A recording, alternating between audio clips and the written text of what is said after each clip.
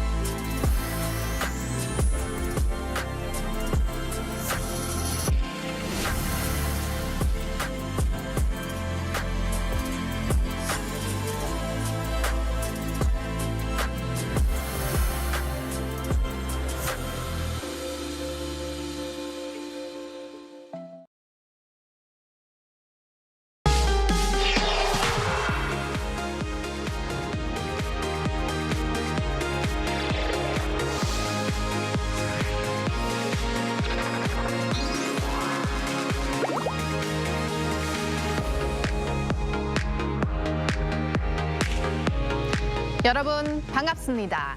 I'm Kwon-soa and this is K-Culture Dive.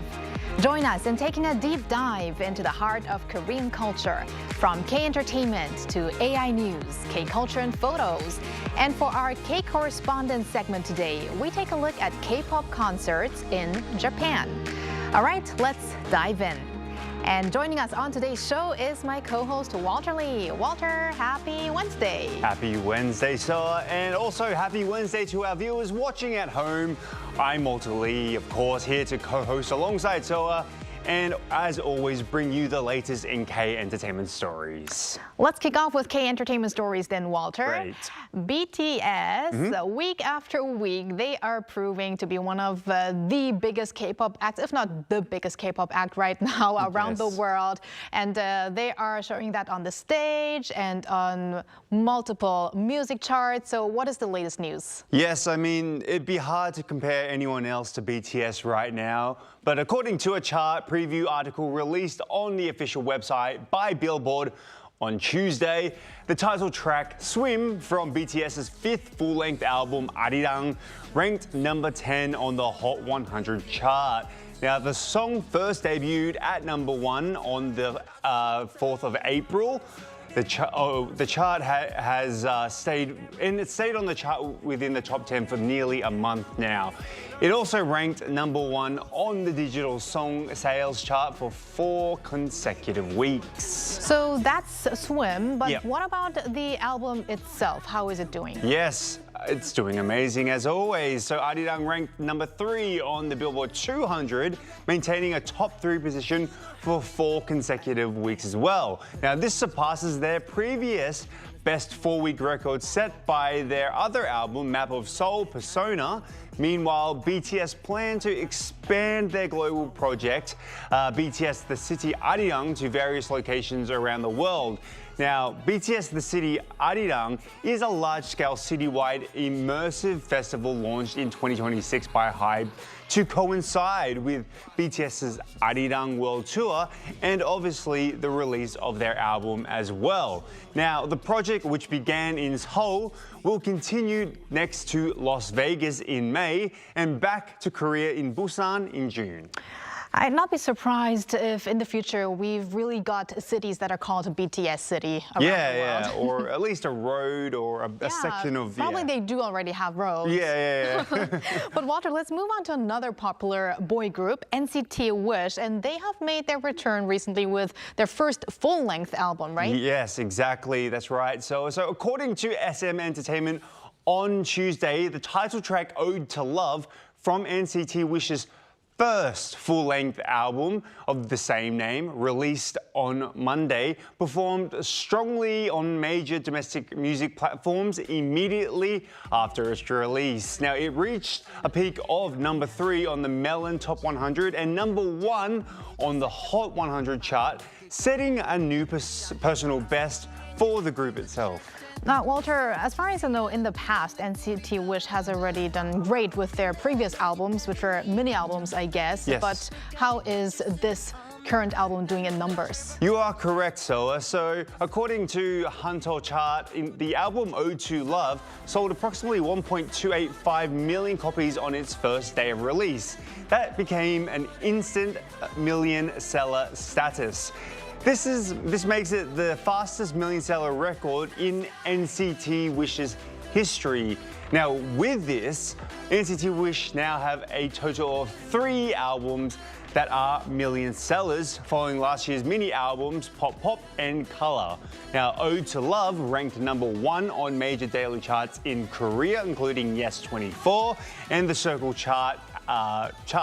In China, it topped the digital albums sales chart on QQ Music and received a double gold certification.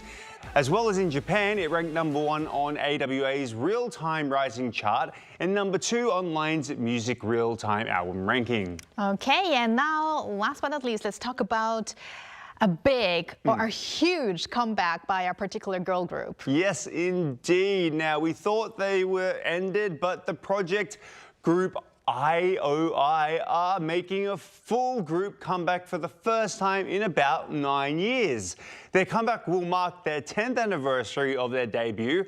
Now, according to their agency Swing Entertainment, on Tuesday, IOI will release their 3rd mini album, IOI Loop, on May 19th. Now, this album marks their first release as a complete group since their official activities ended back in 2017. Starting from Wednesday, which is today, IOI will roll out some teaser content including concert photos, a track list, album previews, music videos, teasers and audio snippets, building that anticipation for their comeback and album. They will also release a pre-release track on May 4th and host a YouTube live broadcast to connect with fans ahead of the album launch. Then, on May 19th, they will officially kick off their promotions with the album release. Meanwhile, following the album release, IOI will hold the 2026 IOI Concert Tour Loop in Seoul from May 29th to 31st. Now, Walter, you did mention those teasers. Yes. And at the very beginning, we saw a very short mood film of them. And you know, that is exactly 9 seconds long. Yes. And it's their comeback in around 9 years. And they are 9 members. Yes. So maybe there is something to that 9, that Lucky number there. 9. Yeah. And I also saw on their social media how they have been giving out ice cream on an ice cream truck today. And I saw the event runs till 2:30 p.m. So that's when our show ends. but sorry to say that they said they already ran out of the ice cream. But I think there's another symbol there actually, because you know IOI's official light stick is also an ice cream. Oh. So those are just some. They are very prepared for this comeback. Yes, I think fans know those symbols going on right now. But thank you very much, Walter, for those updates, and stick around. Will do. All right, now let's go over to our AR anchor Arirang for more on the culture front. Arirang. Thanks, Soa. Here's your AI guide to the latest cultural headlines from Korea. Let's begin with our top story. The Ministry of Culture, Sports and Tourism has selected 100 tourism venture projects to help drive the future of Korea's tourism industry. The initiative, jointly run with the Korea Tourism Organization, aims to discover and nurture companies with innovative ideas in the sector. AI-powered services stood out among the selected projects, along with tourism products tailored to foreign visitors, reflecting the global rise of K-culture. The selected firms will receive up to 100 million won, or over $67,600 in funding over 1 year, along with support in areas including business consulting, investment attraction, and expansion into overseas markets. Foreign arrivals to South Korea topped 2 million in a single month for the first time in March, coinciding with K-pop group BTS's Gwanghwamun comeback concert. The latest government data showed more than 2.1 million foreign nationals entered the country in March, up more than 40% from February.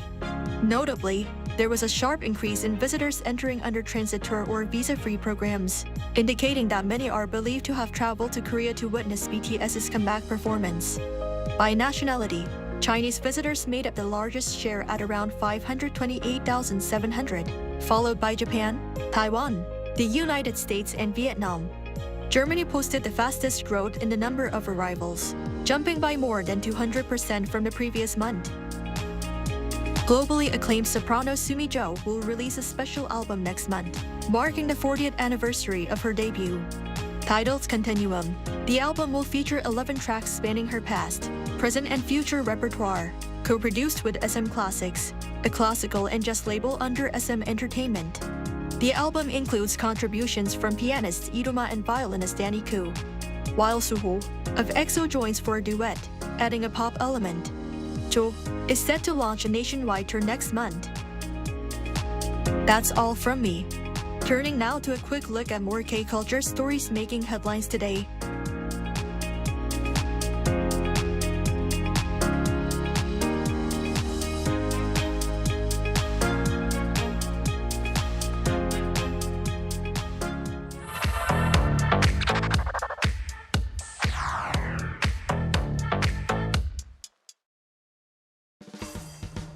Through a single photo at a time, we take a closer look at culture in Korea. This is K-Culture in Photos. 손글씨, handwriting. In Korea these days, it's actually becoming a growing concern. There are even cases where students lose points on exams simply because their handwriting is too difficult to read. Now, take a look at this.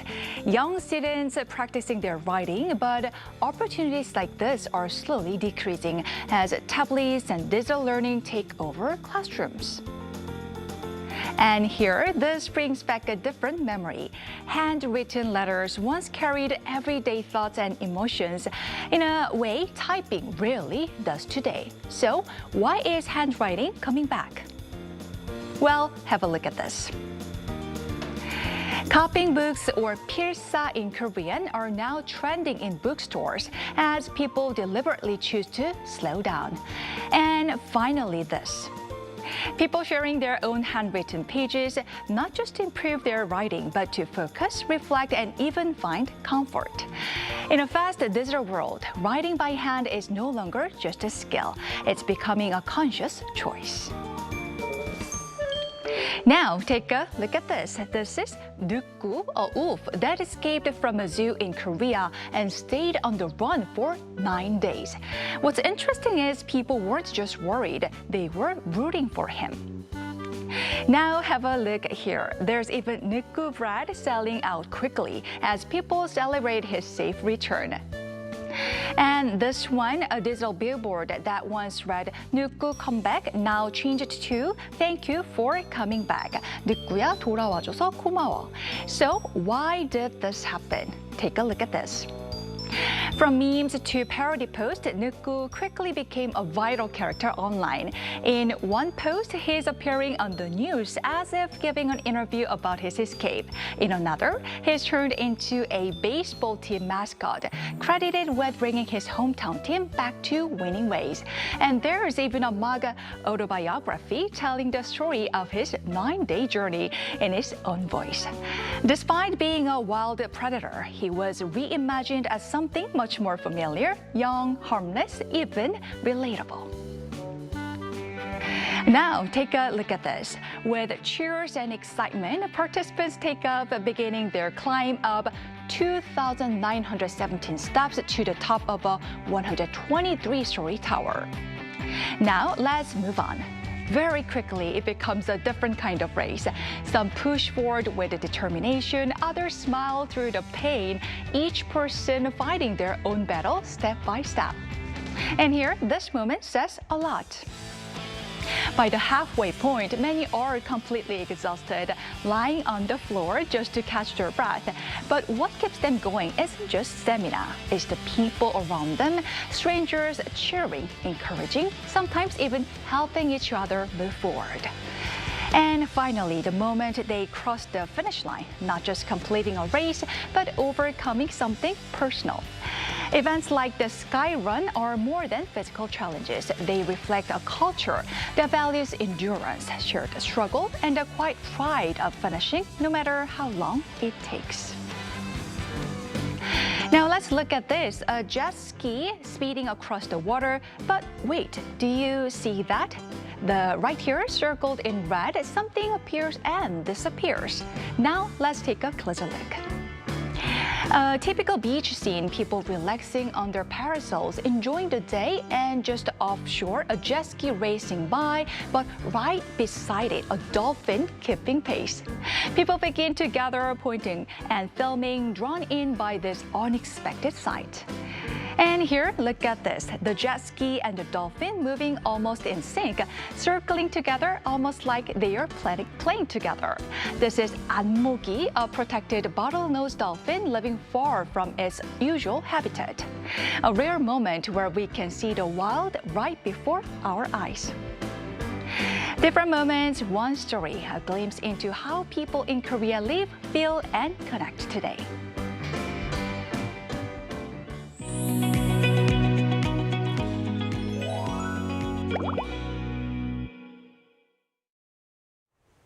BTS and aespa at Tokyo Dome and TVXQ or 동방신기 at Nissan Stadium. Today, we want to take a look at K-pop idols taking the stage at major venues across Japan, and also have a peek into how Japanese groups are doing in Korea. For that, we connect with our K-correspondent Claire, a content creator with lots of experience in Japan, who will tell us more about the local K-pop concert atmosphere. Hello, Claire. Hello, Claire. Hello, everyone. Thanks for joining us on the show, Claire. So we're seeing more K-pop idols performing on huge venues in Japan. We just had BTS drawing major attention just a few days ago at the Tokyo Dome. So how do you view the trend, and how popular are K-pop acts currently in Japan? Oh, that's such a great question. Actually, it's so remarkable to see how K-pop has grown truly into a mainstream presence in Japan, especially given how strong and influential Japanese pop culture is already.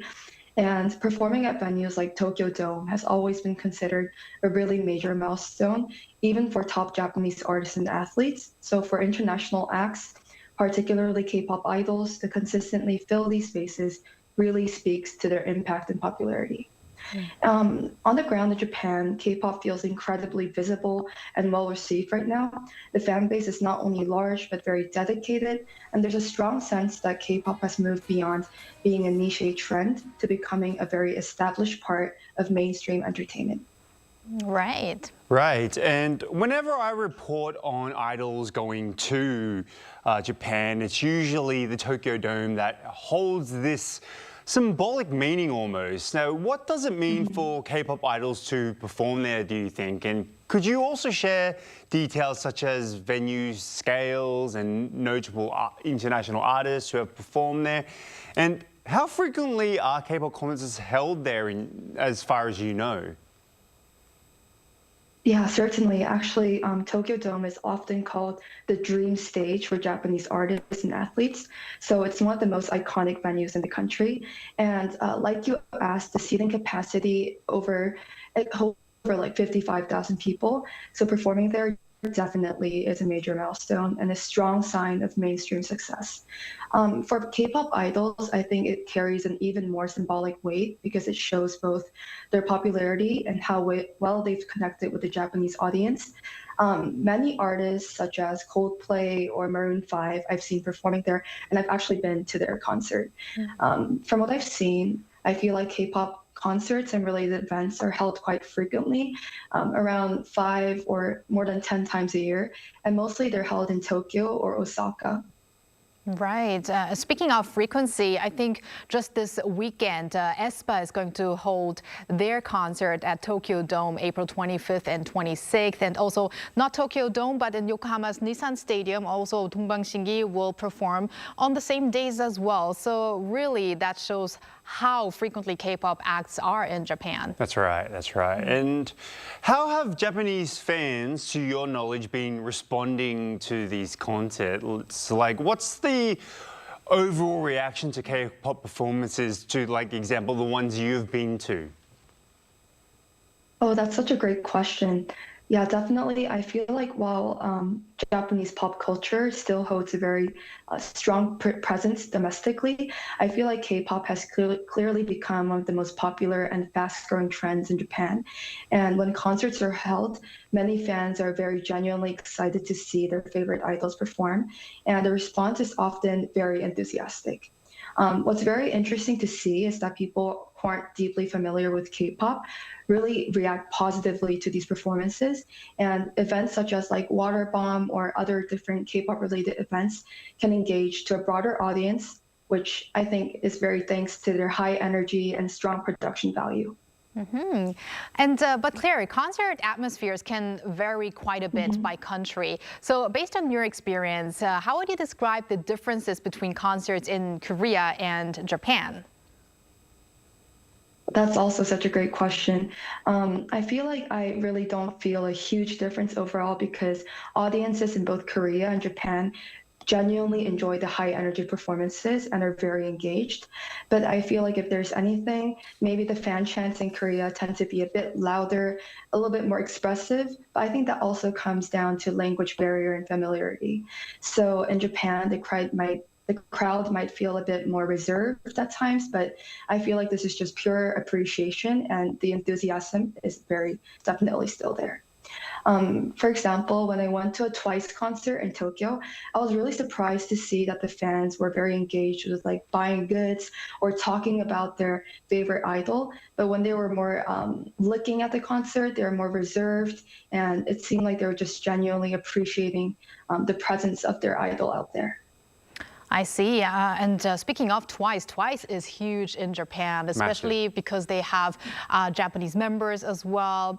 So yeah, that's great that you had that experience there as well, Claire. But on the other hand, we've also seen Japanese idol groups performing in Korea recently. So what differences do you notice between K-pop idols and Japanese idols in terms of maybe their style and appeal these days? That's such an interesting question. Yeah, I've really noticed that this cultural exchange is happening, and I really enjoy seeing this. And I think the biggest difference is the presence of kawaii culture. I think Japanese idols really have that strong presence in them. And when I first came to Japan a few years ago, I immediately noticed a clear difference in styling, especially in clothing, makeup, and overall like beauty aesthetics. And I think it carries strongly into Japanese idol culture as well. For example, whereas K-pop idols feel more chic and minimalistic with a focus on sleek and global trends, I feel like J-pop idol styling often leans more to a playful, kind of feminine aesthetic, almost kind of like a princess kind of concept. And I think that contrast gives each scene its own unique charm and appeal. Right, and we're also seeing a lot of Japanese idols expanding into the Korean market, whether it's Japanese idols joining K-pop groups or such as J-pop girl groups, such as Cutie Street, entering this market here in Korea. They have quite a distinct characteristic compared to K-pop idols, as you just mentioned as well. How have Korean fans been responding to them in your opinion? Do you think it's something new that Korea is really getting on the wagon with, or do you think it's just something like in a niche area? Well, that's actually a very interesting question. And I think overall, it's very positive, and it's interesting to see how positively they're being received by the general Korean public. I think compared to a few years ago, the reaction feels much more open and enthusiastic. Because when I first introduced J-pop idol culture to my friends in Korea, like around 4 years ago, many saw it as a very niche and unfamiliar kind of culture. But now, groups like Cutie Street are getting genuine interest, and there's a growing appreciation for Japanese idol. And I think even like anime-inspired aesthetics within mainstream Korean culture. So it's very great to see that this cultural exchange is being accelerated and going on. Well, I'd love to see some maybe joint Korea K-pop, J-pop concerts at these huge venues in Japan and Korea in the future. But thank you very much, Claire, for connecting with us today. And yeah, keep in touch. Thanks. Thank you, Claire. Thank you so much. And thank you, Walter, as always. So we're going to have you back here later this week. See you this week. Thanks for watching and your interest in everything K-culture. Please tune in again tomorrow, 2 p.m. Korea time. Keep diving.